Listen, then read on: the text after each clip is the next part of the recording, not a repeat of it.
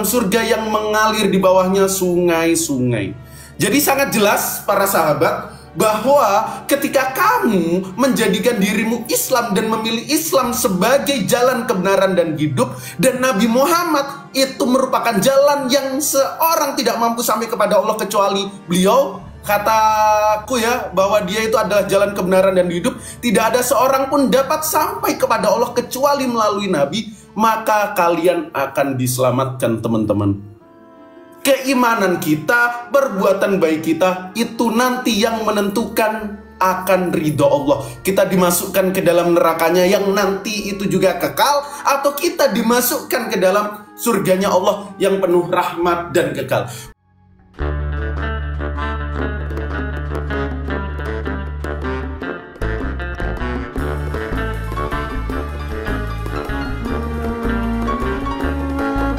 Makanya teman-teman, kita orang Islam ketika beriman selalu menggunakan akal. Karena apa? Segala iman kita, segala kejahatan kita itu nanti akan ditimbang. Nah, itulah tawaran konsep keselamatan dalam Islam yang mana dilandasi oleh dasar keadilan. Ketika kita berbuat jahat selama hidup kita, lalu kita hanya beriman saja kepada Allah, jangan harap teman-teman dapat surganya Allah. Karena itu sungguh tidak adil. Nalar kita, critical thinking kita tidak menerima itu. Tetapi teman-teman, ketika kita jadikan dunia ini sebagai ujian dan kita mengerjakan kebajikan dan amal soleh, insya Allah, niscaya surga Allah, konsep keselamatan itu ada pada kita. Terima kasih. Assalamualaikum teman-teman.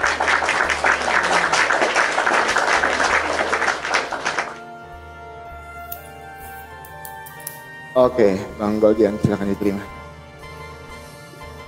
Ya, shalom buat teman-teman semua. Selamat sore, Tuhan Yesus memberkati. Buat teman-teman muslim, selamat sore, selamat menunaikan ibadah puasa. Ya, pada sore ini kita punya kesempatan yang baik ya, berdiskusi dengan Bang Goldian. Ini adalah salah satu mukallaf yang sudah lama memilih agama Islam sebagai agama yang benar. Nah, tema pembahasan kita pada hari ini tentang konsep dari keselamatan. Bicara tentang konsep keselamatan, kita akan merujuk kepada surga dan neraka di dalam iman kekristenan dan konsep keselamatan di dalam iman kekristenan. Ya, di dalam iman kekristenan, kami itu tidak pernah dijanjikan di kehidupan yang mendatang, di surga kekristenan, tidak pernah dijanjikan hal-hal yang duniawi lagi. Kami tidak pernah dijanjikan itu. Karena apa? Kami sudah tidak membutuhkan itu lagi. Tapi yang dijanjikan Tuhan terhadap kami, Yohanes 3 ayat yang ke-16. Karena begitu besar kasih Allah akan dunia ini sehingga Ia mengaruniakan anaknya yang tunggal, supaya setiap orang yang percaya itu tidak binasa, melainkan beroleh hidup yang kekal. Jadi ketika hari kebangkitan, orang tidak kawin dan dikawinkan, tetapi hidup seperti malaikat di sorga. Jadi kami orang Kristen, kami sudah tidak butuh lagi hal-hal duniawi.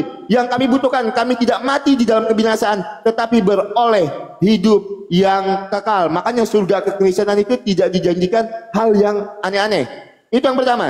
Bicara tentang konsep keselamatan, di dalam Kejadian 3, manusia itu jatuh ke dalam dosa. Nah, manusia yang jatuh ke dalam dosa ini, manusia yang diciptakan menurut gambar dan rupa Allah. Di dalam Kejadian 1 ayat 26 sampai dengan 27. Bahkan hampir sama dengan Allah. Mazmur 8 ayat yang ke-6. Jadi, yang diselamatkan ini adalah manusia yang diciptakan menurut gambar dan rupa Allah. Kejadian 1 ayat 26 sampai dengan 27. Bahkan hampir sama dengan Allah. Mazmur 8 ayat yang ke-6. Karena dosa manusia kehilangan kemuliaan Allah. Roma 3 ayat yang ke-23. Upah dosa ialah maut. Roma 6 ayat yang ke-23. Karena dosa manusia terpisah dengan Allah. Yesaya 59 ayat yang pertama sampai dengan yang ketiga. Jadi yang diselamatkan ini adalah manusia yang diciptakan menurut gambar dan rupa Allah. Maka yang menyelamatkan harus manusia, dengan catatan manusia yang tidak berdosa. Jangan dipotong nanti narasi saya. Maka dari itu Sang Firman itu menjadi manusia. Yohanes 1 ayat 14. Firman itu telah menjadi manusia dan diam di antara kita. Untuk apa? Untuk menyelamatkan kita sebagai orang berdosa, untuk menebus kita sebagai orang berdosa. Maka di dalam 1 Korintus 6 ayat yang ke-20, Tuhan Yesus menebus kita dengan darahnya yang mahal. Haleluya, praise the Lord. Nah, jadi poinnya, surga di dalam kekristenan tidak dijanjikan yang macam-macam. Di dalam kebinasaan, supaya kita beroleh hidup yang kekal. Itu yang pertama. Dan yang kedua, konsep keselamatan di dalam iman Kristen ini jelas sekali. Karena apa? Kalau kita mengusahakan keselamatan kita, itu tidak akan pernah bisa. Keselamatan itu semata-mata hanya karena kasih Tuhan terhadap kita. Berkaitan lagi dengan Yohanes 3 ayat 16. Karena begitu besar kasih Allah akan dunia ini, sehingga ia mengaruniakan anaknya yang tunggal, supaya setiap orang yang percaya itu tidak binasa, melainkan beroleh hidup yang kekal. Maka itu Sang Firman itu menjadi manusia. Maka itu Tuhan Yesus itu harus mati, disalibkan, mati terkutuk untuk menebus kita sebagai orang yang berdosa. Jadi jelas sekali iman kekristenan itu tentang konsep keselamatan berikut surga di dalam iman kekristenan. Ya, buat teman-teman Kristen, saya minta bantu tap-tap layarnya, amankan dulu akun ini teman-teman, karena nanti malam kita akan lanjut lagi untuk diskusi malam nanti ya teman-teman ya. Jadi kalau bisa akun kita jangan ada apa-apa sore ini, biar nanti malam kita bisa live pakai akun utama. Saya mohon buat teman-teman Kristen tidak ada kata saling menghujat, biarkan kami berdiskusi di atas, kalian ambil yang baiknya, yang tidak baiknya jangan diambil.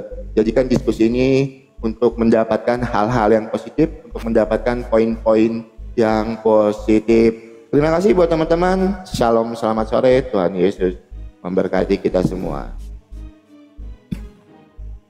Silakan Bang Golian. Oke, baik, terima kasih. Ayo teman-teman, tap-tap layarnya ya, jangan sampai kita ketombak lagi ya. Insya Allah kita gunain bahasa yang paling baik.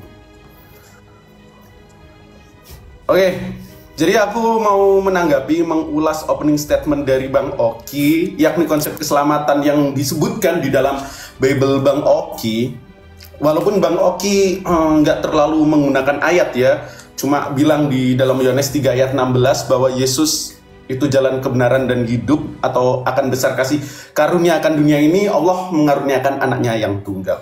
Lalu Bang Oki bilang, mungkin Bang Oki berbeda kayaknya dari pandangan kebanyakan orang Kristen lain. Bang Oki bilang, yang bisa menebus dosa kita itu adalah manusia yang tidak berdosa.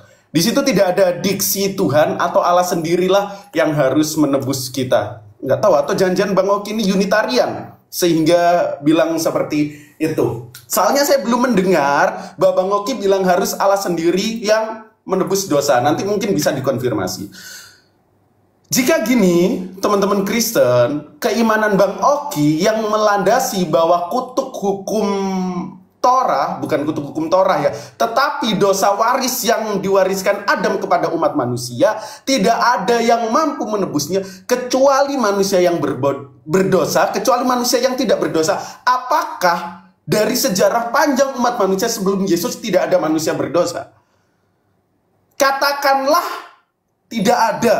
Berarti secara nggak langsung Bang Oki menuduh Bunda Maria itu juga wanita yang berdosa, bukan perawan suci. Itu nanti bisa dikonfirmasi apa benar hanya manusia yang tidak berdosa. Soalnya setahu saya bahwa Yusuf, ayahnya Nabi Yahya atau ayahnya John the Baptist, dia juga tidak berdosa. Itu yang pertama.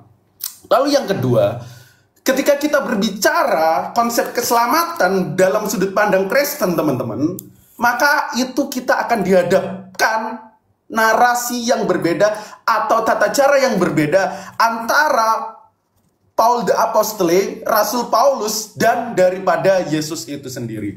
Paulus bilang, silakan cek nanti ini harus ditanggapi dalam Galatia 3 ayat 13, Yesus itu jadi terkutuk. Di situ dikatakan terkutuklah, maaf, orang yang mati di kayu salib. Yesus meninggal di kayu salib. Sedangkan Yesus itu pasti dipilih dan dipilah Tuhan menjadi pribadi yang mulia. Tidak mungkin Yesus itu terkutuk. Lalu kalau kita lihat, menurut Yesus teman-teman, Yesus bilang di dalam Matius 5, jika kehidupan beragamamu tidak lebih daripada ahli Taurat dan orang Farisi, maka kamu tidak akan mendapatkan kerajaan Allah. Jadi di sini ada tata cara yang berbeda. Yang mana tata cara pertama, percaya bahwa Yesus itu terkutuk dan mati di kayu salib, lalu mengikrarkan dia bangkit di antara orang mati pada hari ketiga, maka kalian teman-teman Kristen akan selamat. Sedangkan teman-teman, ini berbeda dengan konsep keselamatan yang diajarkan oleh Yesus. Lantas orang Kristen ini harus menerima siapa sehingga ketika kita menjadi Kristen lagi? Contoh yang diajarkan Yesus itu tidak bertolak belakang dengan ajaran Islam. Di Matius 7 misalnya ayat 21. Di sana banyak yang berkata dan berseru kepada Yesus, Tuhan, Tuhan. Dalam bahasa aslinya kurios, kurios. Yesus bilang, bukan yang berseru kepadaku Tuhan, Tuhan akan masuk kerajaan Allah, tetapi dia yang melakukan kehendak Bapakku yang ada di sorga. Teman-teman, kalau kita berbicara kehendak Bapa, kehendak Allah Ta'ala di dalam sudut pandang Bible, maka kita akan menemukan ayat yang sangat banyak bahwa kehendak daripada Bapa itu melakukan hukum Taurat. Di dalam Torah terbagi menjadi 613 miswat, syariah-syariah yang harus kita ikuti agar kita dapat kerajaan Allah.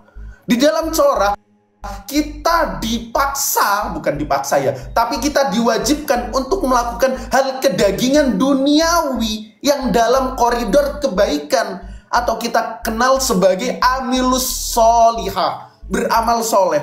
Itulah yang diajarkan. Oleh karenanya Islam menegaskan kul ya ahlal kitab ta'alau ila kalimatin sawa'im bainana wa bainakum, bahwa kita sama ahli kitab seharusnya kalau kitab ini tidak diselewengkan, kita tidak ada perselisihan antara aku dan Bang Oki, antara Goldian dan orang-orang Yahudi, bahwa kita tidak menyembah kecuali daripada Allah saja, lalu mengerjakan segala perintahnya. Perintahnya bukan mengimani anaknya meninggal lalu kita diselamatkan. Tidak begitu teman-teman. Tepuk tangan, terima kasih. Jangan lupa tap-tap layarnya. Silakan Bang Oki.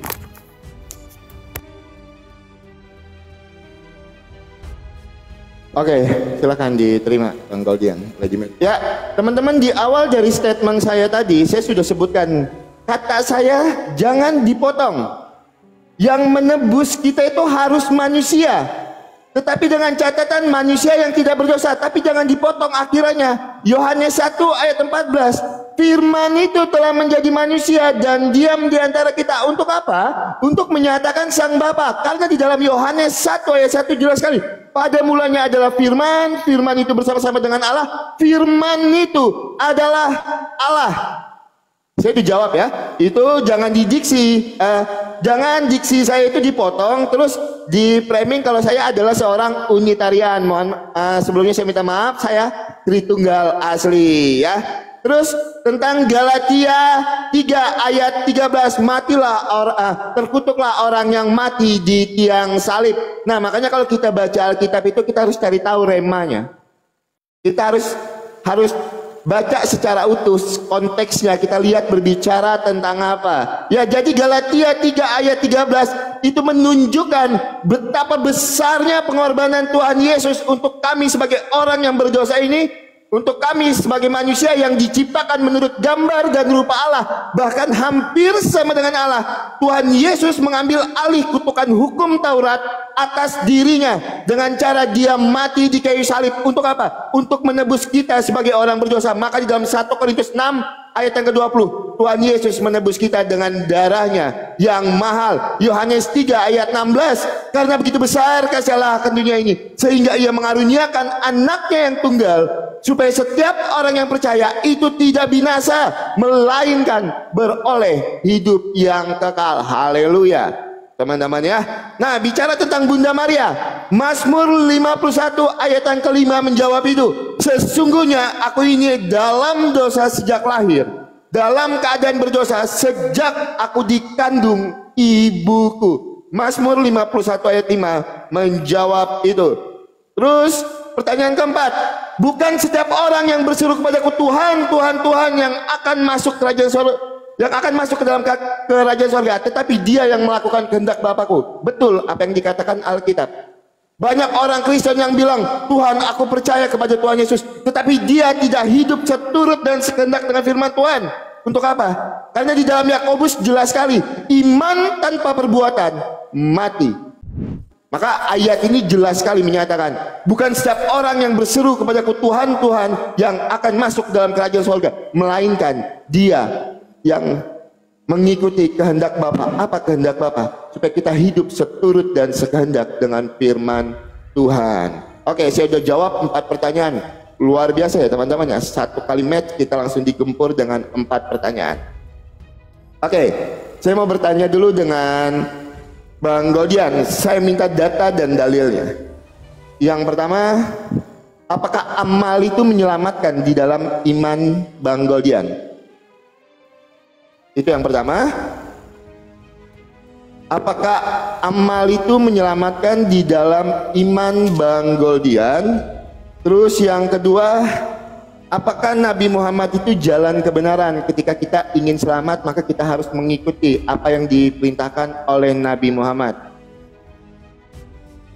Dua dulu aja pertanyaan saya nggak mau bertanya terlalu banyak, jadi biar dapat poinnya ya teman-temannya. Saya bertanya dua dulu, apakah amal itu menyelamatkan di dalam iman Bang Goldian? Yang kedua, apakah kalau kita ingin selamat, kita harus mengikuti apa yang diperintahkan oleh Nabi Muhammad? Ya, buat teman-teman Kristen ada waktu 1 menit teman-teman, karena kita sudah jawab 4 pertanyaan yang disampaikan oleh Bang Goldian. Buat teman-teman Kristen, bantu di tap-tap layarnya teman-teman, di share-share live-nya biar tambah rame, biar makin banyak yang terberkati ya teman-teman ya. Oke, saya rasa cukup Bang Goldian, boleh kita hentikan waktunya. Oh, nanggung ya sebentar ya, nanggung. Karena udah tidak ada jawaban, udah nggak ada yang saya jawab lagi, udah 4 pertanyaan.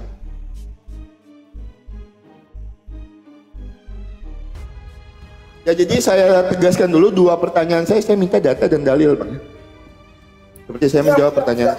Siap. Ya. Terus juga tadi di awal ya teman-teman ya, udah banyak ayat sebenarnya yang saya sebutkan ya. Oh ya, saya belum menjawab satu tentang orang Farisi ya teman-teman ya. Mungkin nanti setelah ini aku lupa. Berarti ini Bang Oki ini bukan Unitarian ya? Bukan. Ya, biar saya nggak stromen, biar argumen saya berdasarkan apa yang diimani Bang Oki lah. Oke. Lanjut. Oke. Teman-teman jangan lupa tap layarnya teman-teman. Kita tepuk tangan dulu. Kita apresiasi jawaban yang diutarakan oleh Bang Oki. Oke, aku mau jawab sebelum aku kritisi lebih dalam. Apakah amal itu menjadi... Di-mute dulu Bang Oki. Oke, atau apakah amal di dalam konsep Islam itu menyelamatkan? Dalam surat Al-Zazalah dijelaskan ayat ke-6, fama ya'mal miskola darrotin khairoyyaroh wa ma ya'mal miskola darrotin syarroyyaroh, teman-teman. Di situ dikatakan bahwa apa yang kamu lakukan Goldian, amal yang kamu lakukan sebiji zarroh aja, sebiji sawi aja, nanti itu akan mendapatkan ganjaran di akhirat. Dan kejahatan yang kamu lakukan pun akan mendapatkan ganjaran juga. Oleh karenanya aku menganggap bahwa konsep dalam Islam itu bisa diterima dengan akal. Karena itu adil. Kenapa? Karena kita akan dinilai, akan diganjar sesuai amal dan perbuatan kita masing-masing. Sesuai di dalam konsep dalam Mishnah Torah bahwa itu yang dipercayai oleh orang Yahudi. Mudah sekali. Selanjutnya, apakah Nabi Muhammad jalan kebenaran dan hidup? Tidak ada seorang yang dapat sampai kepada Allah kecuali melalui Nabi Muhammad. Ali Imran 31 jelas, kul in kuntum tuhibbunallah fattabi'uni yahbibakumullah wa yaghfir lakum dunubakum wallahu ghafurur rahim. Katakanlah, jika kamu mencintai Allah, ikutlah aku. Niscaya Allah akan mencintaimu dan mengampuni dosa-dosamu. Allah Maha Pengampun lagi Maha Penyayang. Dalam ayat yang lain dikatakan, utiullah wa uti Rasul. Taatilah Allah dan taatilah aku dan taati Rasulmu, karena itu adalah kebenaran. Mudah sekali teman-teman, jawabnya pakai data supaya kita tidak dikira ngecap. Selanjutnya, ketika kita berbicara, tadi ini belum ditanggapi ya. Ini sebenarnya bukan pertanyaan, tetapi ulasan. Ketika kita berbicara konsep keselamatan di dalam Kristen, teman-teman, maka kita dihadapkan ke dalam suatu kebingungan. Yakni ada dua tata cara, teman-teman. Yakni tata cara yang dilakukan oleh Paulus, yakni yang disebut sebagai dosa kutuk, karena upah dosa adalah maut. Maka orang itu harus percaya bahwa Tuhan sendiri, Allah sendirinya yang harus menebus kutuk itu, karena Yesus adalah firman yang menjadi Allah, seperti di Yesaya hologos sah. Gini tuh, firman itu telah menjadi daging. Daging yang juga merupakan bagian daripada Allah sendirilah yang harus menebusnya. Artinya pribadi Allah kedua itu, maaf kata, meninggal atau maut dalam keadaan disalib. Sedangkan aku mau tanya satu, tolong dicatat. Yesus menegaskan bahwa satu titik iota di hukum Taurat itu tidak akan lenyap, tidak akan dihilangkan walaupun langit dan bumi itu lenyap.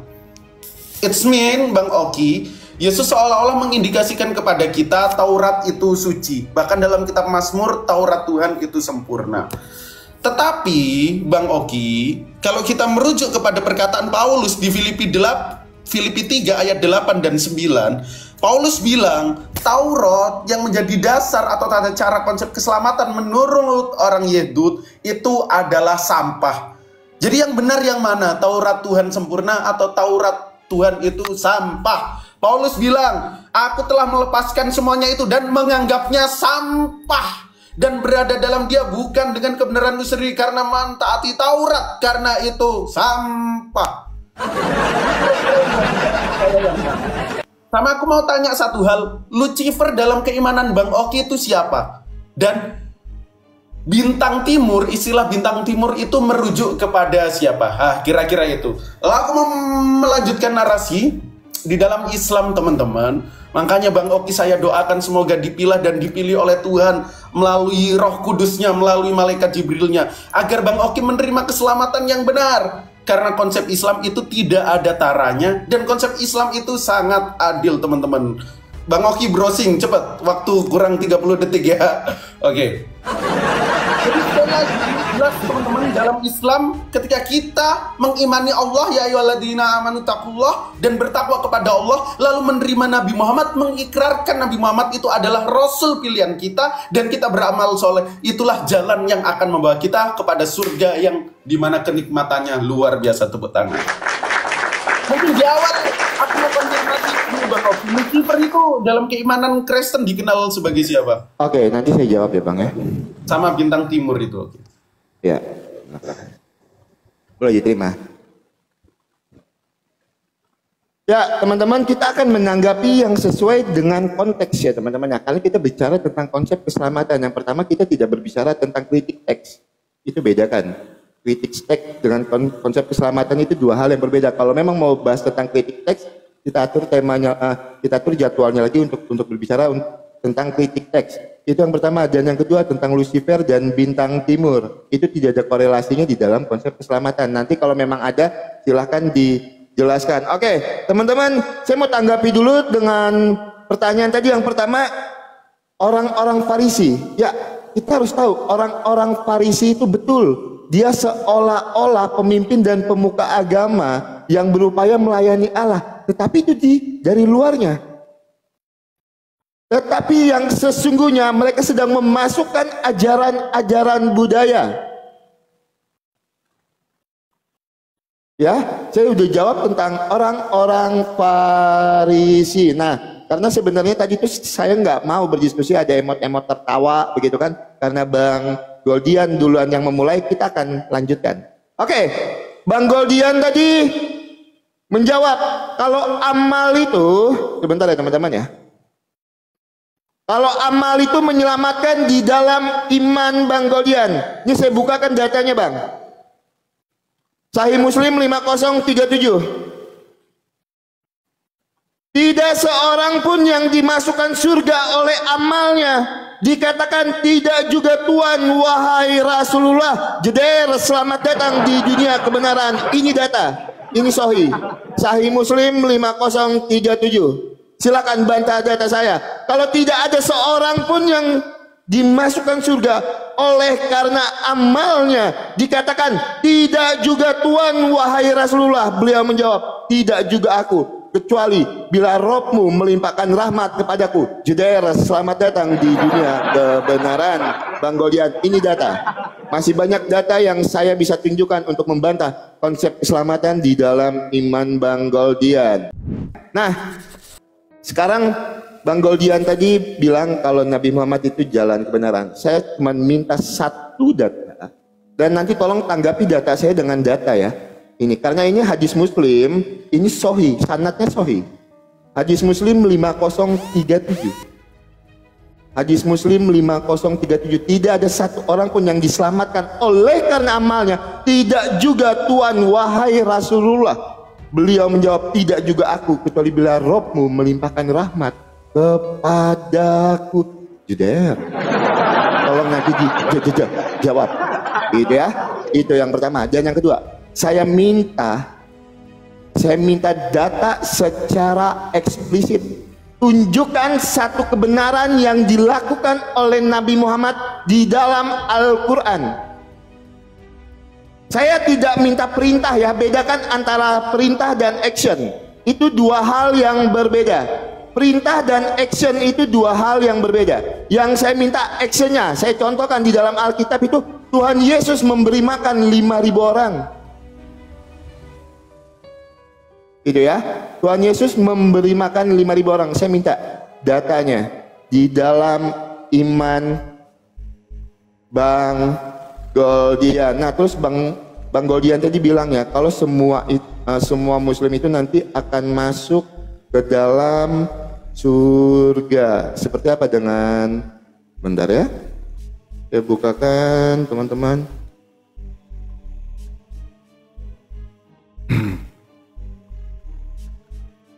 Ya, ini tolong tanggapi ini dengan data juga ya. Tolong tanggapi ini dengan data. Tidak seorang pun di antaramu yang tidak melewati sirat di atas neraka. Hal itu bagi Tuhanmu adalah ketentuan yang sudah ditetapkan. Tolong tanggapi ini. Tidak seorang pun di antaramu yang tidak melewati sirat di atas neraka. Hal itu bagi Tuhanmu adalah ketentuan yang sudah ditetapkan. Saya minta tolong jawab pakai data. Ya, kita berbicara fokus kepada konsep keselamatan dan surga di dalam kedua belah pihak iman. Jangan berbicara tentang bintang timur. Kalau mau nanti kita bahas tentang itu. Ya, silakan. Kalau abang membawakan data Paulus tadi, tolong tunjukkan balik kameranya, tunjukkan datanya. Ya. Oke. Silakan. Bang, aku mau konfirmasi, itu ada korelasinya. Lucifer dalam iman abang itu siapa? Iblis kah? Betul nggak? Silakan, dimulai aja waktunya. Enggak. Aku minta konfirmasi satu aja. Loh, itu tidak kita sedang tidak berbicara tentang bintang timur, Bang. Enggak, aku bicara masalah Lucifer yang juga. Enggak, silakan abang ambil waktu abang, nanti abang jelaskan. Silakan. Oke. Jadi aku akan menjelaskan sebelum nanti Bang Oki di next match mengkonfirmasi Lucifer itu siapa. Soalnya Lucifer itu jelaskan aja kalau memang itu ada korelasinya di dalam konsep keselamatan, jelaskan. Karena menurut saya tidak ada korelasinya di dalam konsep keselamatan. Makanya saya tidak menjawab. Silakan.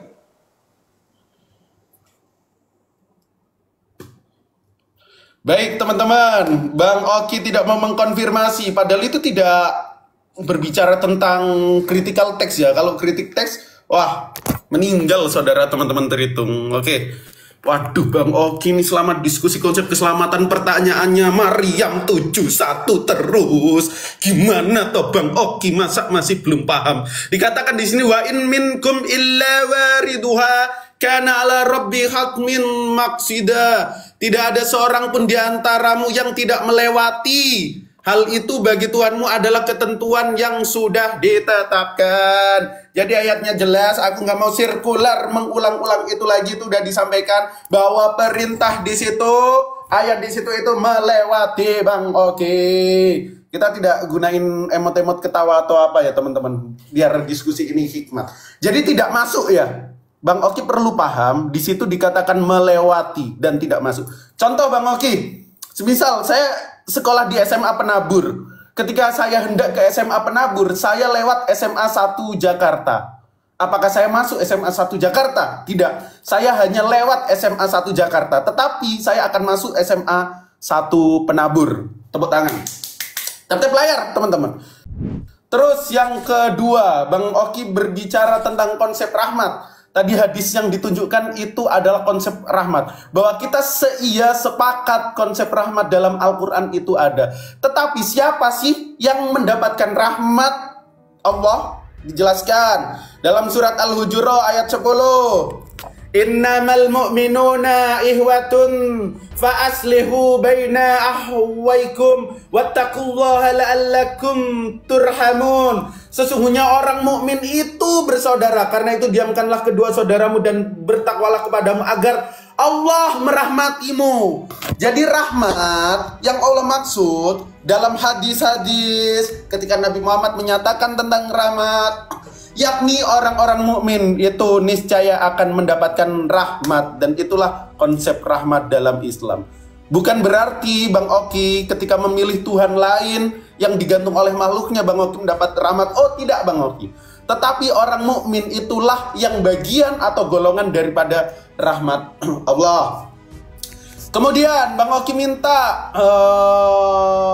tentang perbuatan baik yang dilakukan Nabi Muhammad. Di sirah banyak. Soalnya Al-Quran nggak begitu banyak menceritakan tentang Nabi Muhammad. Contohnya bagaimana Nabi Muhammad sedekah.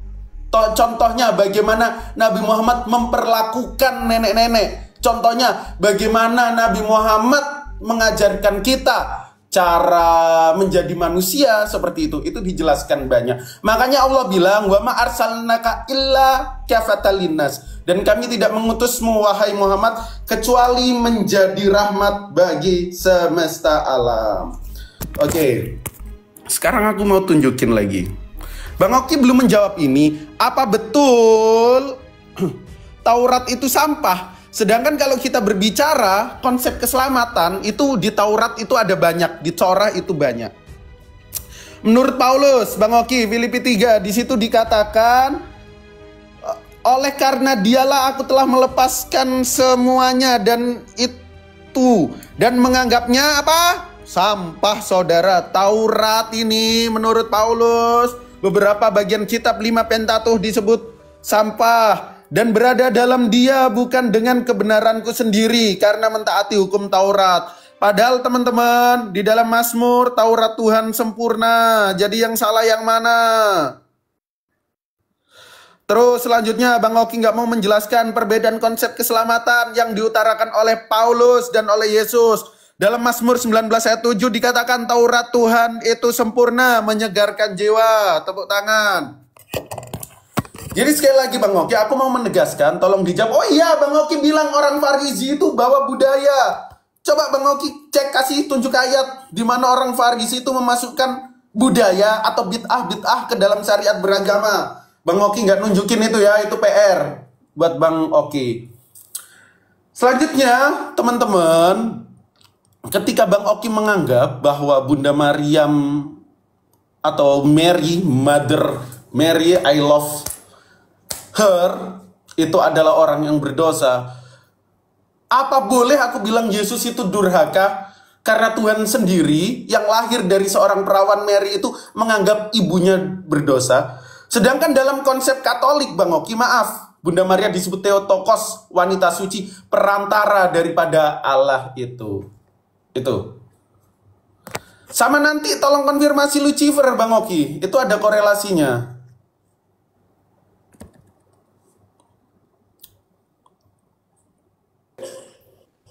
Silakan, Bang. Silakan kirim Bang Oki. Oke ya. Kita jawab dulu di dalam Matius 15 ya teman-teman. Kita jawab dulu pertanyaan dari Bang Goldian ya. Matius 15 ayat yang kedua. Benar ya? Kita bukakan dulu. Matius 15 ayat yang kedua.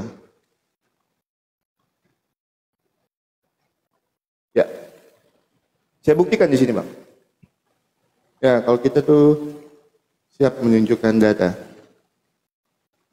Matius 15 ayat yang kedua, mengapa murid-muridmu melanggar adat istiadat nenek moyang kita? Mereka tidak membasuh tangan sebelum makan. Tetapi jawab Yesus pada mereka, mengapa kamu pun melanggar perintah Allah demi adat istiadat nenek moyangmu? Jeder, selamat datang di kebenaran. Makanya saya bilang tadi, memasukkan budaya-budaya. Ya Bang ya, jeder, gampang sekali Bang. Alkitab itu sanggup menjawab segala sesuatunya. Itu yang pertama. Terus Abang tadi mengutip di dalam Filipi 3 ayat yang ke-7 sampai dengan yang ke-8 ya. Kalau tidak salah, sampah di situ. Jadi Bang, sampah di situ merujuk kepada segala sesuatu yang dianggap berharga, tetapi itu di duniawi. Paham ya? Jadi Filipi 3 ayat 7 sampai dengan ke-8 itu, sampah di situ dianggap sesuatu yang berharga itu pada kehidupan yang duniawi, tetapi tidak memiliki hal dan nilai konteks di dalam kekristenan. Makanya yang saya bilang tadi, Tuhan Yesus itu tidak pernah menjanjikan kami surga-surga kenikmatan. Tuhan Yesus tidak pernah menjanjikan kami nikah dan kawin. Yang dijanjikan Tuhan Yesus, Yohanes 3 ayat 16, karena begitu besar kasih Allah akan dunia ini sehingga ia mengaruniakan anak yang tunggal supaya setiap orang yang percaya itu tidak binasa melainkan beroleh hidup yang kekal. Oke, saya sudah jawab. Nanti kalau mau dibantah silahkan. Saya mau tanggapi dulu ya. Abang ini tidak jujur ya. Bang Goldian ini tidak jujur untuk menjelaskan imannya. Kenapa saya bilang kan? Kenapa saya bilang Bang Goldian ini tidak jujur menjelaskan imannya?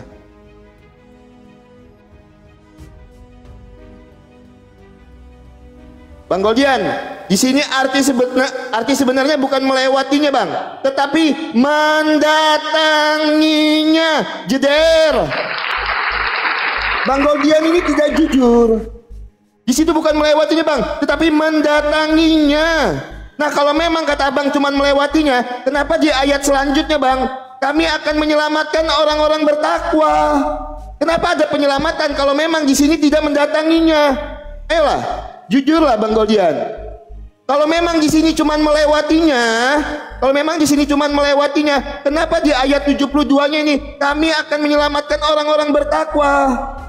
Loh, kalau cuma melewatinya kenapa harus diselamatkan? Jujur, ayo berbicara jujur. Nah, Bang Goldian tadi bilang kalau kebaikan Nabi Muhammad itu ada di Sirah Nabawiyah. Saya punya bukunya. Sebutkan halaman keberapa, paragraf keberapa. Silakan. Ya, saya minta data. Walaupun sebenarnya yang saya minta tadi di dalam Al-Quran ataupun hadis, malah Abang lari ke Sirah Nabawiyah. Padahal yang saya minta tadi di dalam Al-Quran dan hadis. Karena yang saya tahu Bang, Al-Quran itu kan sanggup menjelaskan segala sesuatunya. Gitu. Nah kenapa giliran saya tanya satu kebenaran yang dilakukan Nabi Muhammad, actionnya, Abang jawab dari Sirah Nabawiyah. Ya kalau memang dari Sirah Nabawiyah saya pegang yang Al-Mubakkuri. Silakan Abang tunjukkan saya datanya di mana. Di halaman keberapa, paragraf keberapa. Dan Abang tidak menanggapi pertanyaan saya Bang. Abang tadi bilang kalau masuk surga itu karena amalnya. Di dalam Sahih Muslim, Abang tidak tanggapi dengan data. Itu. Tidak ada yang masuk surga oleh karena amalnya. Abang tidak menanggapinya. Seperti apa dengan hadis itu? Saya tidak mendapatkan tanggapan Abang untuk hadis yang saya bawakan. Gitu ya. Nah, yang kedua Bang, saya mau tanya. Sebentar. Ada kena peringatan saya. Bentar, ya teman-teman tap layar dulu ya. Saya kena peringatan soalnya. Tap layar dulu teman-teman. Biar nyaman. Ya kalau masa tuh nanti tuh saya lanjutkan pertanyaan saya. Bang, Lucifer itu siapa Bang? Udah habis waktunya. Abang jelaskan kalau itu ada korelasinya dengan konsep keselamatan. Maka saya katakan, ya jelaskan dulu Bang. Jelaskan dulu. Kita sedang berbicara tentang konsep keselamatan. Abang jelaskan dulu Lucifer itu apa yang korelasinya dengan konsep dari keselamatan. Maka saya akan tanggapi itu tentang Lucifer. Silakan Abang.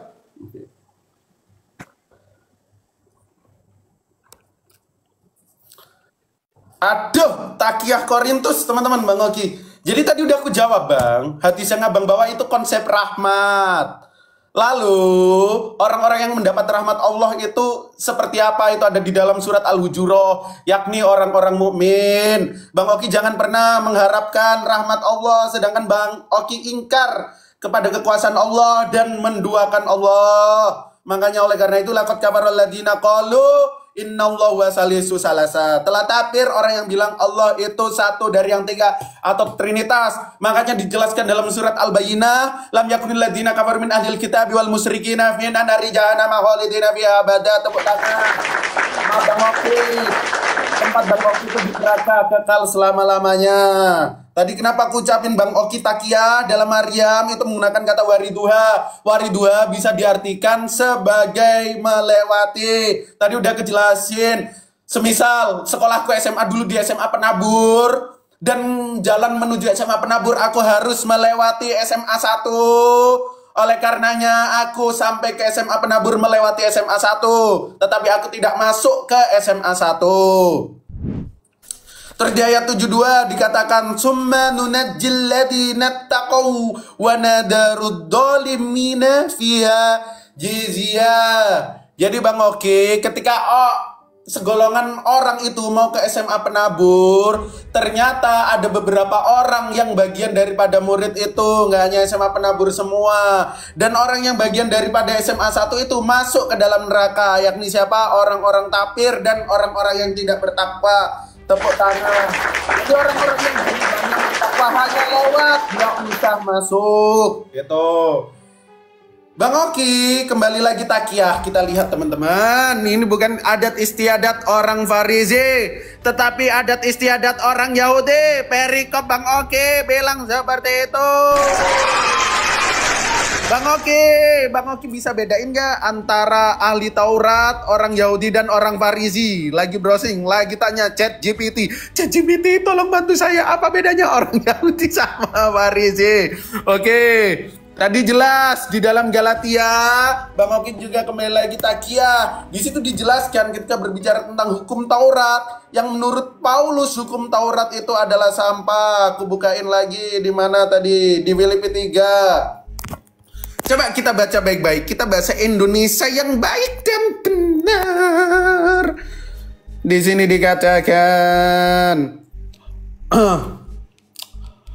oleh karena dialah aku telah melepaskan semuanya. Apa yang dilepaskannya? Yakni hukum Taurat. Karena Paulus dulu sangat taat kepada hukum Taurat ini.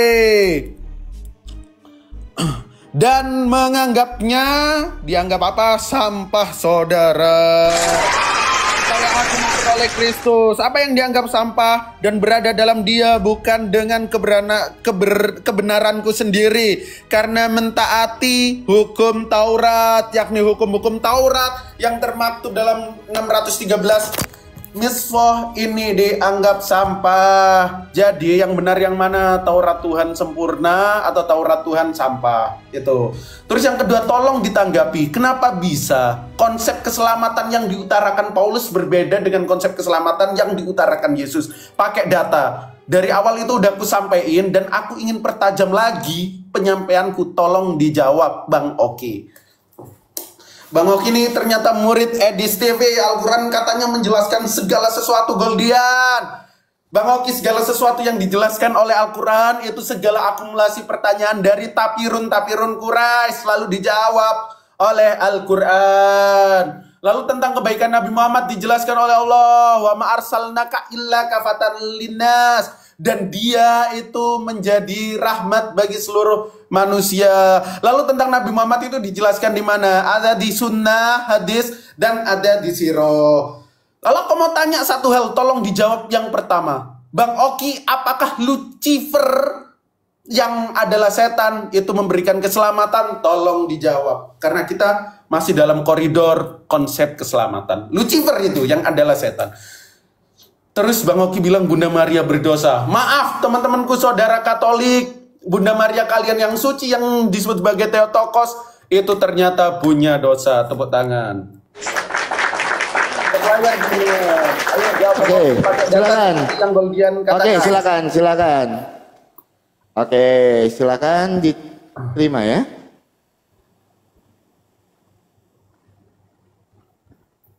Oke, teman-teman. Ya, ternyata benar ya. Kalau mereka ini lebih kuat framingnya dibandingkan datanya. Ya, lebih kuat framingnya dibandingkan datanya. Makanya saya bilang, dia menjelaskan imannya aja itu tidak berani jujur. Itu, terus dari tadi bilang sirah nabawiyah, saya tanya halaman keberapa, saya punya bukunya. Nggak dibuktikan karena mau framing terus. Ya, karena mau modal framing aja, nggak modal data. Terus dengan berani-beraninya bernarasi, Bang Oki, tempat Bang Oki itu kekal di neraka. Saya buktikan kalau kalian itu yang menyelamatkannya siapa? Saya buktikan kalau yang menyelamatkan kalian itu siapa? Ya, kamu jawab nih. Hadis Muslim 4971. Di hari kiamat kelak sekelompok dari kaum muslimin akan datang membawa dosa mereka sebesar gunung, lalu Allah mengampuni dosa-dosanya, kemudian dibebankannya kepada orang-orang Yahudi dan Nasrani. Jeder. Itu terus saya tambahkan, Rasulullah telah bersabda, pada hari kiamat kelak Allah Subhanahu wa taala akan menyerahkan seorang Yahudi ataupun seorang Nasrani kepada setiap muslim. Kemudian Allah Subhanahu wa taala akan berkata, inilah penebusmu dari siksa api neraka. Jeder. Itu tolong kamu jawab. Ya, jangan kamu berani bilang kalau Bang Oki itu tempatnya kekal di neraka. Lah di Maryam 72 aja kalian diselamatkan kok. Maryam 71 di situ mendatanginya, bukan melewatinya. Kenapa kau tidak mau jujur? Karena apa? Lebih kuat framingannya dibandingkan data dan dalil. Masalah Filipi 3 ayat 7 sampai dengan 8 saya sudah sebutkan, saya sudah jelaskan. Nah, masalah orang-orang Farisi, makanya belajar dulu. Orang Farisi itu adalah sekelompok dari orang-orang Yahudi yang menganut agama ketat. Aduh, inilah ya kualitasnya teman-temannya. Jeder. Itu tolong saya minta datanya Sirah Nabawiyah halaman keberapa? Tolong jawab pakai data. Jangan bertakiyah. Tadi bilang-bilang takiyah Korintus. Kalau kau sudah mulai tidak sopan, saya pun bisa.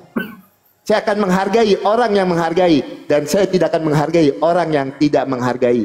Oke teman-teman, kita ikutin gaya mainnya, ya kan? Itu. Sekarang jawab pakai data dan dalil. Sirah Nabawiyah halaman keberapa? Paragraf keberapa? Tunjukkan. Masa kamu nggak punya Sirah Nabawiyah? Saya aja punya. Mana bukunya? Bukalah. Saya punya loh. Kenapa kamu nggak punya? Kenapa berani ngomong tanpa membaca? Saya sudah membaca. Kamu mana? Mana bukunya? Bukakan halaman keberapa, Goldian? Bukakan. Ini Sirah Nabawiyah. Masa saya punya kamu nggak pernah baca, tapi kamu berani menyebutkan.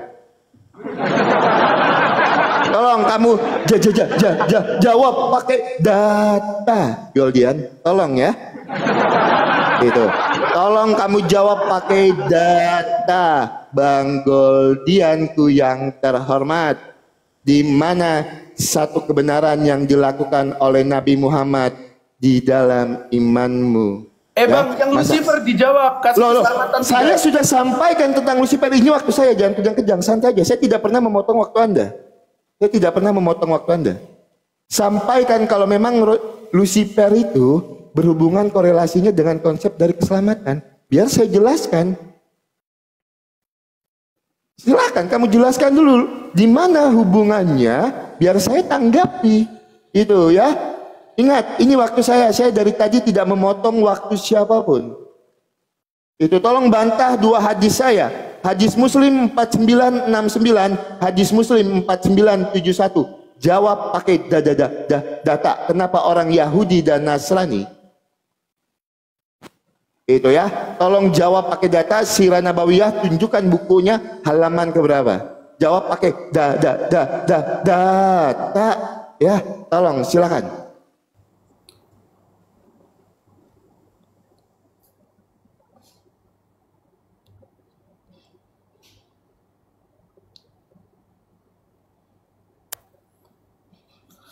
Bang Oki kenapa kejang-kejang dikasih datanya teman-teman?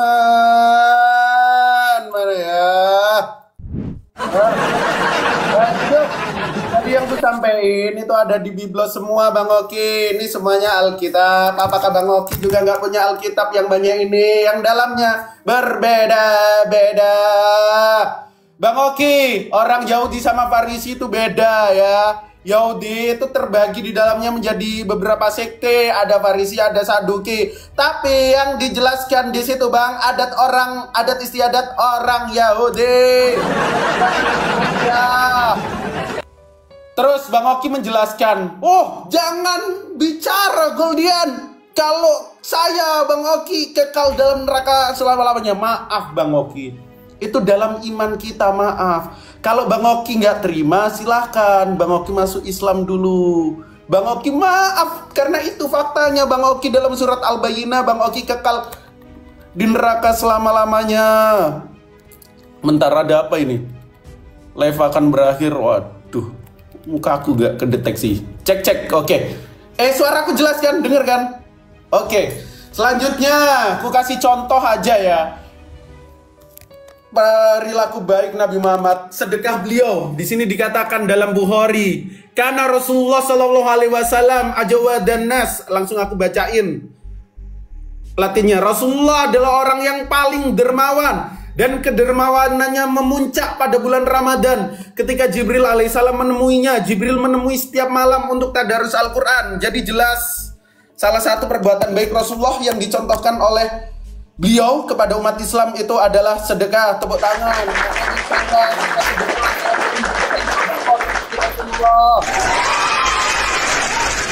Oke, Bang Oki, saya tadi ngasih pertanyaan loh, nggak menarasikan apa benar Lucifer itu juga ngasih keselamatan. Pertanyaannya itu, kalau Bang Oki ngasih pertanyaan yang sama, apakah benar setan itu ngasih keselamatan? Saya akan jawab, tolong jawab itu.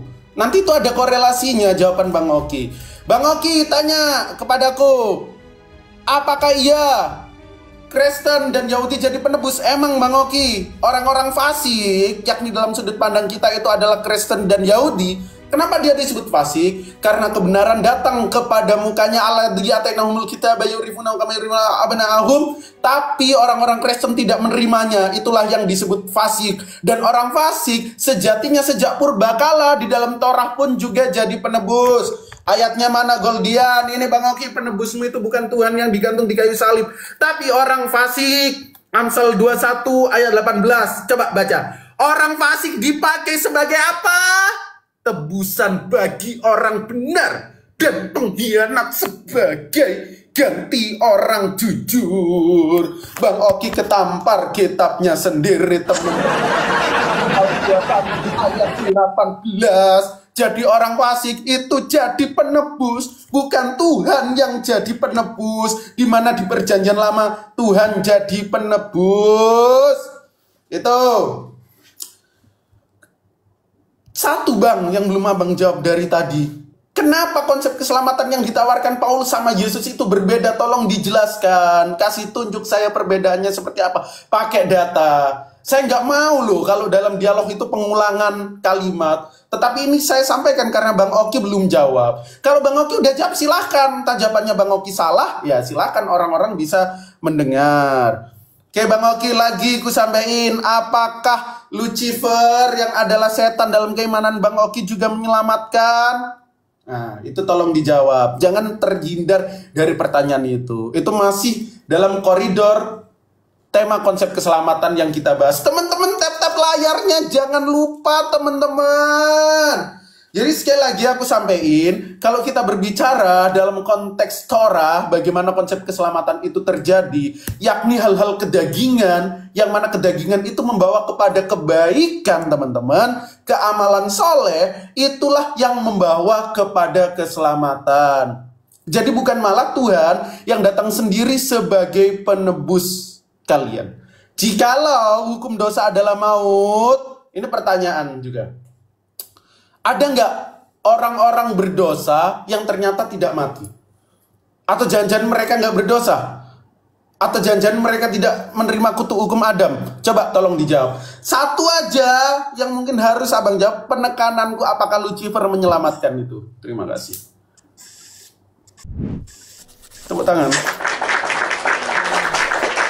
Oke, teman-teman, kita tanggapi dulu apa yang menjadi pertanyaan Bang Goldian. Apakah ada orang-orang yang orang-orang berdosa itu yang tidak mati, begitu ya? Oke, Elia dan Henok tanpa mengalami kematian dia terangkat ke surga. Jawabannya karena dia bergaul dengan Allah. Jawabannya di dalam Kejadian 1 ayat 27 kalau tidak salah. Kejadian 1 atau berapa nanti saya bukakan datanya, ya. Itu yang pertama. Ya, saya jelaskan ya konsep keselamatan yang disampaikan oleh Rasul Paulus dan Tuhan Yesus, teman-teman. Kita harus lihat, teman-teman, di situ kesamaannya. Keselamatan melalui iman, baik Tuhan Yesus ataupun Rasul Paulus menekankan keselamatan itu seperti yang saya sebutkan tadi di dalam Roma 10 ayat 9 sampai dengan 10. Jika dengan mulutmu kamu mengaku bahwa Yesus adalah Tuhan dan Allah telah membangkitkan dia dari antara orang mati, maka kamu akan diselamatkan. Jeder. Gitu loh. Nah, masalah Lucifer berulang kali saya sampaikan, jelaskan di mana korelasinya dengan konsep dari keselamatan. Jelaskan di mana korelasinya dengan konsep dari keselamatan, Bang Goldian. Saya tunggu Anda untuk itu. Silakan Anda jelaskan di mana korelasinya. Nah, Bang Goldian, inilah kebohongan Bang Goldian ya. Waktu saya minta, nah udah mulai dibalik-balik ya kan? Gak apa-apa, dibalik-balik aja. Ya, nggak apa-apa, tenang aja teman-teman. Oke, Bang Goldian, waktu saya minta datamu, di mana satu kebenaran yang dilakukan oleh Nabi Muhammad, kamu, nah kabur kemana?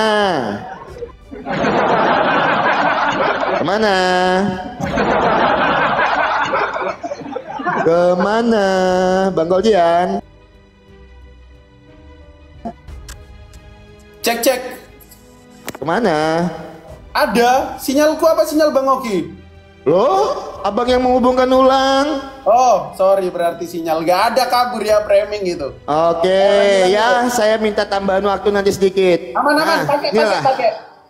Ya, inilah ketidakjujuran dari Bang Goldian. Saya sampaikan dari tadi dia tidak jujur. Tentang Maryam 71 aja di situ dibilangnya melewatinya, padahal aslinya mendatanginya. Ya kan teman-teman? Nah, yang kedua, pertama dibilangnya di Sirah Nabawiyah, di mana suatu kebenaran yang dilakukan oleh Nabi Muhammad. Karena saya pegang Sirah Nabawiyah, dia kaget, dialihkannya ke dalam Bukhari. Sekarang saya tanya, Bukhari nomor berapa? Jangan cuman bilang Bukhari aja. Itu Bukhari nomor berapa, Bang Goldian? Sampaikan datanya biar saya bisa cross check. Bukhari itu kan banyak. Ya, Bukhari itu banyak ya sekarang. Bang Goldian, kalau memang mau bahas tentang Lucifer itu jelaskan kepada saya di mana korelasinya kalau Lucifer itu berhubungan dengan konsep keselamatan iman kekristenan. Biar saya tanggapi. Karena saya tidak akan menanggapi Bang yang menurut saya tidak ada korelasinya dengan konsep keselamatan. Ya, tolong jujur. Maryam 71 di situ mendatanginya bukan melewatinya. Kalau memang melewatinya, untuk apa di Maryam yang ke-72 di situ diselamatkan? Dua hadis yang saya bawakan tidak Bang tanggapi. Hadis Ahmad. Mana? Jangan lari-lari. Kalau memang Sirah Nabawiyah tunjukkan saya halaman berapa. Jangan giliran saya pegang Sirah Nabawiyah dilarikan lagi ke Bukhari. Nah, Bukharinya tidak disebutkan nomornya. Bukhari nomor berapa yang abang narasikan tadi? Biar saya cross check. Ya.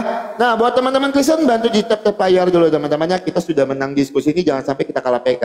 Ya, Bang Goldian, berapa match lagi? Udah jam 5 lewat ini. Dua match. Habis ini 2 terus closing. Berarti abang 2 lagi, saya 2 lagi, ya. Oh ya. Oke, lanjut. Berarti nanti terakhir abang yang closing statement kan? Abang closing statement terakhir kan? Karena abang mulainya awal. Atur aja. Abang awal. Janganlah. Kan nggak enak, kan abang yang mulai di awal kan, harusnya closing statementnya terakhir nanti. Oh ya, boleh aku terakhir ya berarti. Nah berarti habis ini Bang Goldian aku langsung 10 menit kan, aku langsung gunakan waktu ke 10 menit, habis itu abang closing statement apa ya? Iya. Siap. Bang, Lucifer itu tadi menyelamatkan tidak? Loh, jelaskan dulu abangku. Alamak kandaku ini, jelaskan dulu lah. Ya, jelaskan bang. Apa korelasinya, maka saya akan tanggapi itu bang. Karena saya punya datanya untuk Lucifer itu bang, silakan.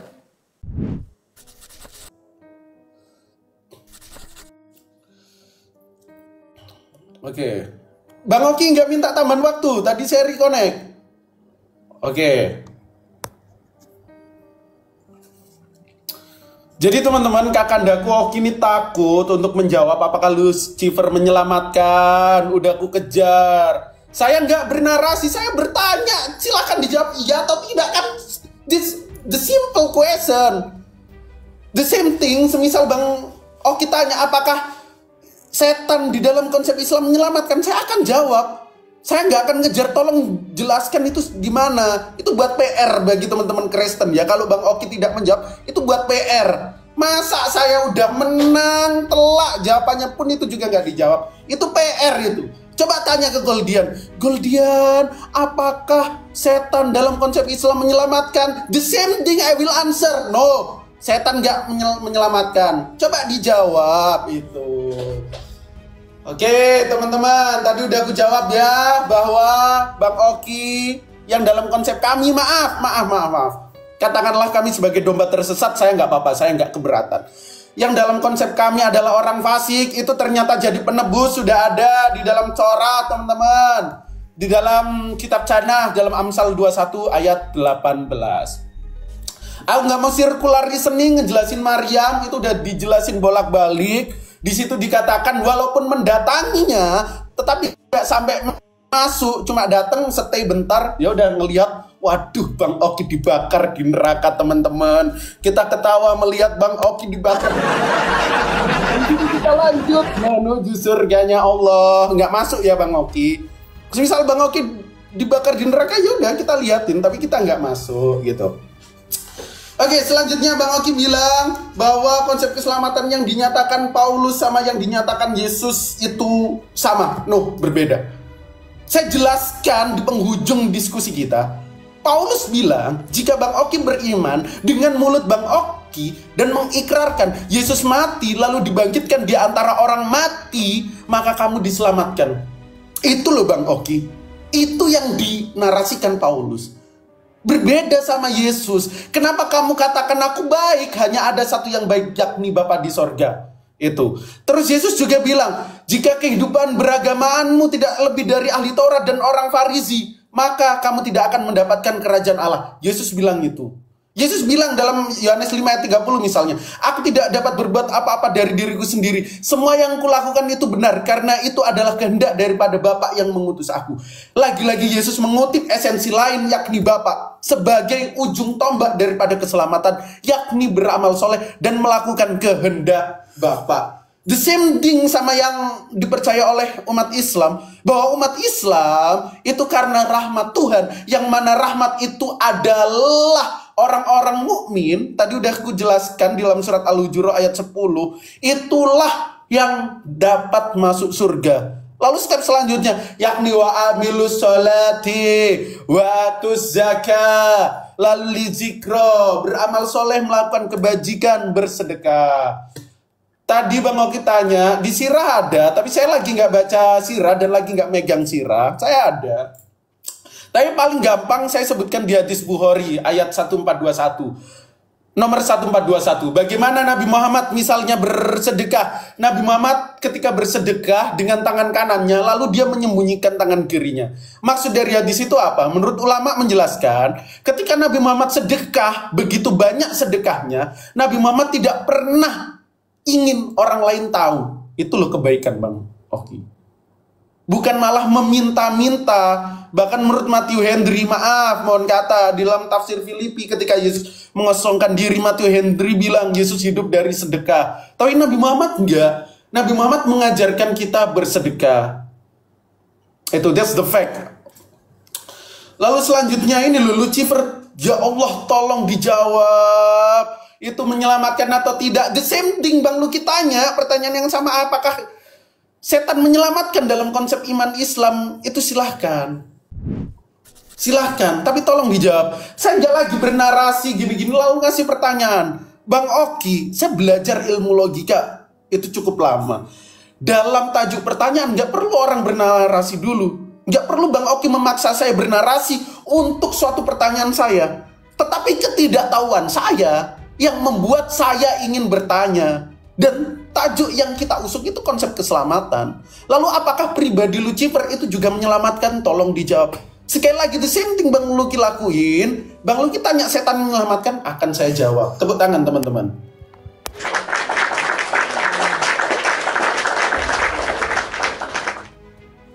Oke. Bentar Bang Oki, aku mau tanya. Nanti pas closing statement, itu kita ngerangkum hasil diskusi kita atau kita menjelaskan iman kita? Kira-kira? Enggak, bebas aja Bang. Oh, bebas, Itu boleh. Bebas Bang. aja ya, itu. Berarti saya gunakan waktu saya ini 10 menit, Abang closing statement ya. Boleh. Oke. Ya teman-teman, apa yang mau saya tanggapi dari narasinya Bang Goldian? Bang Goldian tadi bilang ya, ada perbedaan di dalam pengajaran Paulus tentang konsep dari keselamatan dengan Tuhan Yesus. Kan saya udah bilang, yang kita ambil itu semuanya adalah sama. Keselamatan itu dimulai dari pengakuan kita kalau Tuhan Yesus itu adalah Tuhan dan Juru Selamat. Ada perbedaan antara konsep dari Rasul Paulus dan Tuhan Yesus tentang konsep dari keselamatan. Itu tidak membuat kalau ada perbedaan yang menyebabkan kalau Tuhan Yesus itu bukan Tuhan dan Juru Selamat. Gitu loh. Saya sudah jawab berkali-kali dari tadi. Nah, masalah Lucifer, saya bilang tunjukkan kalau memang Lucifer itu ada korelasinya dengan konsep dari keselamatan. Karena menurut saya Lucifer itu bukan penyelamat di dalam hidup di dalam agama kami. Itu loh. Jadi kalau memang ada, makanya saya tekankan dari tadi, tunjukkan di mana.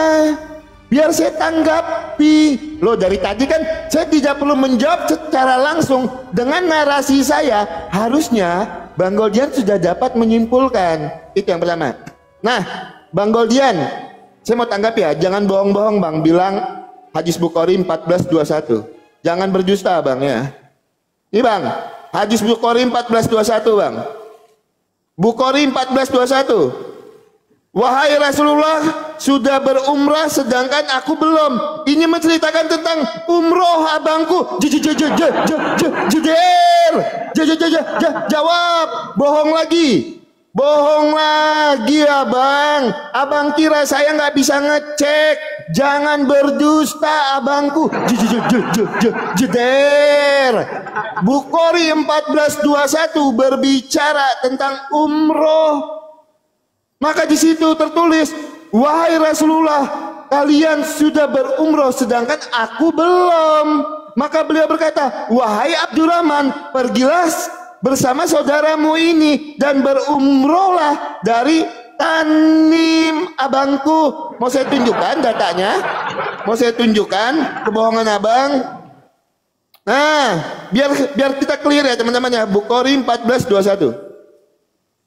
Wahai Rasulullah, kalian sudah berumroh sedangkan aku belum. Maka beliau berkata, wahai Abdurrahman, pergilah bersama saudaramu ini dan berumrohlah dari Tanim. Maka dia Abdurrahman menaikkan Aisyah.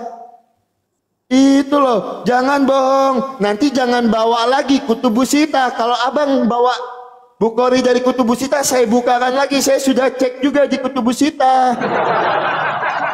Itu ketahuan kan dustanya. Jangan berdusta. Tadi saya minta di Sirah Nabawiyah halaman keberapa? Tadi bilang di Sirah Nabawiyah, dilarikan ke hadis Bukhari 14:21. Saya cek gitu kan? Ternyata berbicara tentang umroh. Atau abang salah tadi menyebutkan nama hadisnya dengan saya. Nanti saya cross check lagi. Itu ya. Jadi kita tuh kalau berdiskusi itu yang pertama kita harus jujur, teman-teman. Itu yang terpenting. Jujurlah padaku. Kalau kata Nandar itu kan sering berdiskusi kan. Yang penting itu jujur dulu. Nah, kalau abang bilang tadi Nabi Muhammad itu adalah penyelamat, saya buktikan bang. Ya. Di dalam hadis Muslim 16:21. Ini loh, kalau saya tuh saya buka datanya bang. Hadis Muslim 16:21. Ia berkata, Rasulullah bersabda, aku mohon izin kepada Robku untuk memohon ampun bagi ibuku, tetapi tidak diperkenankan. Kemudian aku meminta izin untuk menziarahi kuburnya, maka diperkenankan. Lah, ketika Nabi Muhammad meminta izin untuk ibunya, memohon ampun bagi ibunya, itu tidak diperkenankan bang. Itu tidak diperkenankan. Nah, makanya saya bilang tadi, saya tekankan, yang menyelamatkan kalian itu sebenarnya ini loh. Jadi jangan diputar-putar narasinya bang. Kalau ini kan jelas tertulis di dalam hadis abang, maka abang mau membantah hadis ini. Sebentar teman-teman ya, kita ada 1 menit lagi, sekalian saya closing statement. Bentar ya teman-teman ya.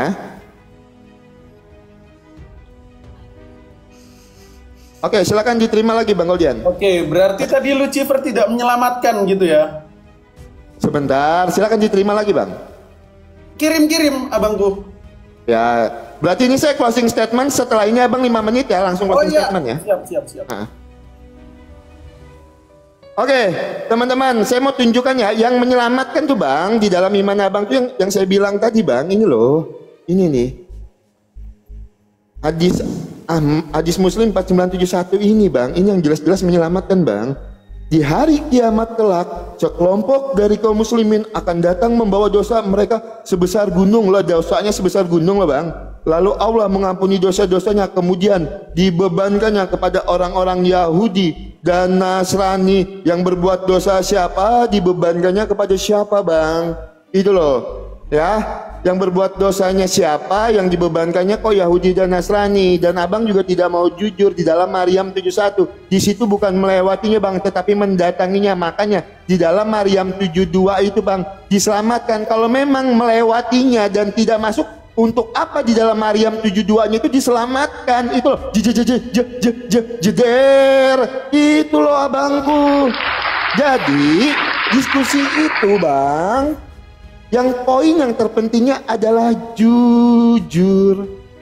Itu kalau abang tidak jujur ya seperti tadi, saya tanya jawab pakai surah Nabawiyah, saya tanya halaman keberapa, abang larikan lagi ke Bukhari 1421, saya buka di Bukhari 1421, ternyata tidak ada. Nah itu loh ya, makanya jawaban itu harus jujur. Itu abangku. Oke, teman-teman, saya rasa saya sudah ini menanggapi Bang Goldian. Di dalam iman kekristenan jelas sekali ya teman-teman ya. Tuhan Yesus itu tidak pernah menjanjikan kita hal-hal duniawi. Tuhan Yesus tidak pernah menjanjikan kita kenikmatan dunia. Tapi yang Tuhan Yesus janjikan itu apa? Supaya setiap orang yang percaya itu tidak mati di dalam kebinasaan, tetapi beroleh hidup yang kekal. Seperti yang saya sampaikan tadi, Yohanes 3 ayat 16, karena begitu besar kasih Allah akan dunia ini, sehingga ia mengaruniakan anaknya yang tunggal, supaya setiap orang yang percaya itu tidak binasa, melainkan beroleh hidup yang kekal. Karena di dalam iman Kristen itu jelas sekali konsep dari keselamatannya tidak mengorbankan orang lain. Tuhan Yesus sendiri, karena begitu besar kasih Tuhan Yesus terhadap kami, dia sendiri yang mati di kayu salib untuk menebus kami sebagai orang yang berdosa. Maka di dalam 1 Korintus 6 ayat yang ke-20, Tuhan Yesus menebus kami sebagai orang yang berdosa, supaya kami tidak mati di dalam kebinasaan, tetapi kami beroleh hidup yang kekal. Jelas sekali konsep keselamatan di dalam iman kekristenan. Berbeda dengan konsep-konsep lain, saya tidak tahu. Teman-teman boleh mengambil kesimpulan ya dari diskusi ini. Silahkan teman simpulkan sendiri seperti apa hasil diskusinya, siapa yang berbicara jujur, siapa yang berbicara tanpa data. Dari tadi saya tunjukkan data dan dalil untuk menjawab pertanyaan dari Bang Goldian ya. Masalah Lucifer, masa abang harus tanya lagi ya kan? Abang aja tidak mau mengulangi pertanyaan yang sudah abang jawab menurut abang. Masa saya ulangi lagi? Silahkan nanti abang narasikan terakhir. Kan saya habis itu sudah tidak bisa menanggapi lagi. Ya, karena besok juga mau lebaran, ini cuma di dalam ranah diskusi. Setelah ini jangan membawa kepahitan di dalam hati kita, sama seperti saya dengan Bang Nandar, sama seperti saya dengan Pak Ustadz Yusupei, dengan yang lainnya. Semoga ada narasi saya yang menyakiti hati abang, kalau ada narasi saya yang menyakiti hati teman-teman muslim, dengan rendah hati saya memohon maaf itu ya teman-teman ya. Ya buat teman-teman Kristen, terima kasih udah tap-tap layar, terima kasih udah memberikan gift. Saya cuma mau sampaikan, hidup untuk Kristus, mati adalah sebuah keuntungan. Tetap menjadi saksi Tuhan di dalam kehidupan kita. Filipi 2 ayat yang ke-10 sampai ke-11. Segala lidah mengaku Yesus Kristus adalah Tuhan bagi kemuliaan Allah Bapa. Buktinya apa? Buktinya bukan cuma orang Kristen yang bahas Tuhan Yesus, bukan cuma orang Kristen yang bahas Alkitab. Banyak orang-orang di luar kekristenan yang dibahas nama Tuhan Yesus. Apa yang tertulis di dalam Filipi 2 ayat yang ke-10 sampai ke-11 itu tergenapi, supaya dalam nama Tuhan Yesus bertekuk lutut segala yang ada di langit, segala yang ada di atas bumi, segala yang ada di bawah bumi, dan segala lidah mengaku Yesus Kristus adalah Tuhan bagi kemuliaan Allah Bapa. Yohanes 14 ayat yang ke-6. Akulah jalan kebenaran dan hidup, tidak ada seorang pun yang dapat sampai kepada Bapa kalau tidak melalui aku. Tuhan Yesus memberkati kita semua. Silakan Bang Goldian 5 menit waktu. Oke, baik. Thank you, Bang Oki.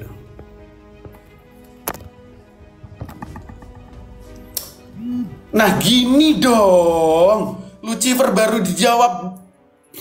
Tadi udah saya dengarkan bahwa Lucifer tidak menyelamatkan. Kenapa jawabannya terakhir? Teman-teman, ternyata Lucifer dalam keimanan Bang Oki itu menyelamatkan. Coba kita buka Yesaya 14 ayat 12. Di sini dikatakan, wahai engkau sudah jatuh dari langit, hai bintang timur putra fajar. Bintang timur ini itu adalah Yesus, yakni pertanda-tanda bagi orang Majus. Itu ada ketika kelahiran Yesus, ada tanda bintang timur, yang mana bintang timur menurut orang Majus itu adalah Yesus, dan orang Kristen sepakat. Ternyata teman-teman, bintang timur sama Lucifer itu sama. Kita buka di KJV ya, Isaiah chapter 14 verse 12. Di sini dikatakan, "How art thou fallen from heaven, O Lucifer?" Lucifer itu siapa? Lucifer itu bintang timur, saudara. Bintang timur itu siapa? Yesus yang menyelamatkan Bang Oki. Ternyata yang menyelamatkan Bang Oki selama ini Lucifer. 14 ayat 12. Waduh, Bang Oki menutupkan ketawanya. Maaf ya teman-teman, itu fakta ya. Karena Lucifer adalah siapa?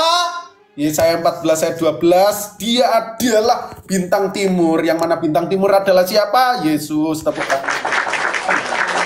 Menyelamatkan saya Bang Oki kalau bilang Lucifer tidak menyelamatkan. Jangan seperti itulah Bang Oki. Kita diskusi itu dengan jujur, menggunakan data dan fakta. Kata Yesus, jika ia katakan ya, jika tidak, katakan tidak. Lain daripada itu berasal dari si jahat. Bang Oki jangan sampai mengabarkan Kristus dengan cara palsu, maka aku tetap bahagia. Jangan sampai Bang Oki. Bang Oki jangan sampai mengabarkan Lucifer dengan maksud palsu. Jangan sampai Bang Oki. Karena ketika Bang Oki mengkabarkan Kristus dengan maksud palsu, ada seseorang yang juga bahagia. Seperti tadi Bang Oki mengabarkan Kristus dengan cara palsu, ada pribadi lain yang bahagia. Tapi kata Yesus jangan. Jika ia katakan ya, jika tidak, katakan tidak. Tadi Bang Oki mengulangin lagi itu circular reasoning, sebenarnya nggak usah ditanggapin ya teman-teman. Ecek-ecek. Jadi jelas dalam konsep kita bahwa kalianlah yang jadi bahan bakar di akhirat nanti Bang Oki. Itu sesuai dengan Amsal 21 ayat 18. Dimana ini Bang Oki, kalau Bang Oki nggak terima sama di situ, Bang Oki Bible Bang Oki pasang badan. Orang fasik dipakai sebagai apa? Tebusan. Jadi tebusan yang dimaksud itu bukan penebus, tetapi bahan bakar di akhirat nanti di hadis itu. Bang Oki, satu lagi Bang Oki yang mau ku sampaikan di closing statement ini sebagai summary hasil daripada diskusi kita. Ayolah, kita ketika discuss itu jujur. Islam tidak mau kalau konsep keselamatannya itu disamakan dengan kepercayaan lain. Apalagi kepercayaan itu mengimani bahwa Tuhan sendirilah yang harus digantung oleh makhluknya. Malah Tuhan nggak jadi tempat bergantung segala makhluk. Malah Tuhan jadi malah Tuhan menjadi pribadi yang digantung oleh makhluknya. Itu keselamatan atau konsep yang diimani Bang Oki. Sedangkan Islam berbeda Bang Oki. Islam itu mengimani bahwa Allah melalui perantara Nabi Muhammad SAW itulah yang menyelamatkan kami. Makanya di dalam Al-Quran Allah berfirman, uti'ullah wa uti Rasul. Ikutilah Allah Tuhanmu itu, dan ikutilah Rasulmu sebagai jalan menuju Allah Ta'ala. Lalu juga dijelaskan bahwa orang maaf kata enggaknya Bang Oki doang yang mengingkari Allah dalam surat Al-Bayyinah di Muqaddimah selalu salah dia sampaikan, kekal di neraka selama-lamanya. Lalu dalam surat Ali Imran dijelaskan, ya ayyuhalladzina amanu taqullaha haqqa tuqatih wa la tamutunna illa wa antum muslimun. Kalian umat Islam jangan mati kecuali kalian benar-benar dalam keadaan muslim. Itulah yang kami imani dan itulah yang kami percaya Bang Oki. Semoga di diskusi kali ini menjadi hikmat bagi kita semua, termasuk saya dan Bang Oki. Saya juga minta maaf apalagi nanti malam kita mau lebaran, saya ucapkan maaf Bang Oki apabila ada salah kata, mungkin kita gontok-gontokan di ruang diskusi, nggak apa-apa. Karena kita saling membela atau berapologetika untuk iman kita. Tapi kita di luar tetap saudara, kita mengasihi satu sama lain. Itulah yang diajarkan Islam dan ajaran kasih mungkin dalam keimanan Bang Oki. Terima kasih teman-teman. Sesi diskusi ini bukan pertama dan terakhir, tapi ada next diskusi yang lainnya. Jangan lupa follow. Oke, terima kasih ya Bang Goldian. Nanti kita atur waktunya ya buat diskusi yang lain ya. Oke, saya mau anggapi sedikit ya. Yang abang bawakan tadi itu Raja Babel ya. Itu nanti mereok ya Bang Oki di rumah Bang Oki. Aduh Lucifer kena aku. Itu Raja Babel. Kami orang Kristen sudah paham untuk itu. Tenang aja Bang ya. Oke, Bang Goldian, nanti kita atur waktu selanjutnya ya. Siap-siap. Maaf ya kalau ada kata-kata yang salah ya. Aman siap. Mengasihimu. Yuk. Tuhan Yesus baik. Apa yang baik hanya Bapak yang baik.